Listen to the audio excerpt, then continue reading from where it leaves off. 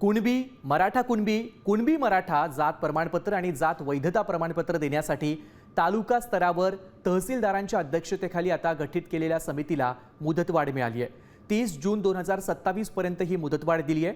उद्या जरांगे पाटील यांनी जो आमरण उपोषणाचा इशारा दिला होता त्यानंतर त्या पार्श्वभूमीवर आता राज्य सरकारने हा निर्णय घेतलाय।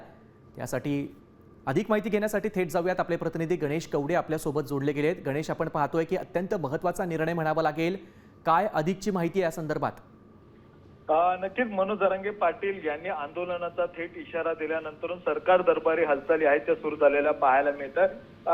ज्या पद्धतीने मराठा कुणबी यासाठी आहे ते प्रमाणपत्र देण्यासाठी आणि त्याचबरोबर जात वैधता प्रमाणपत्र देण्यासाठी जी काही समिती आहे ती तालुका स्तरावर स्थापन करण्यात आली होती जिल्हाध्यक्षांच्या अखत्यारीमध्ये। मात्र या समितीला आता मुदतवाढ आहे ती देण्यात आलेली पाहायला मिळते। त्यामुळेच कुठेतरी मनोज जरांगे पाटील ही प्रामुख्याने ही भूमिका आहे ती मांडण्यात आली होती की जात प्रमाणपत्र दिल्यानंतर जात वैधता प्रमाणपत्र काढण्यासाठी आहे खऱ्या बऱ्याच अडचणी येतात आणि त्यावेळेस प्रमाणपत्र आहे ती रद्द केली जातात आणि याच मागणीसाठी खरं तर या समिती आहे त्या स्थापन करण्यात आलेल्या आहेत आणि या समितीला आता सरकारच्या वतीने आहे ती मुदतवाढ 1 वर्षासाठी देण्यात आलेली आहे।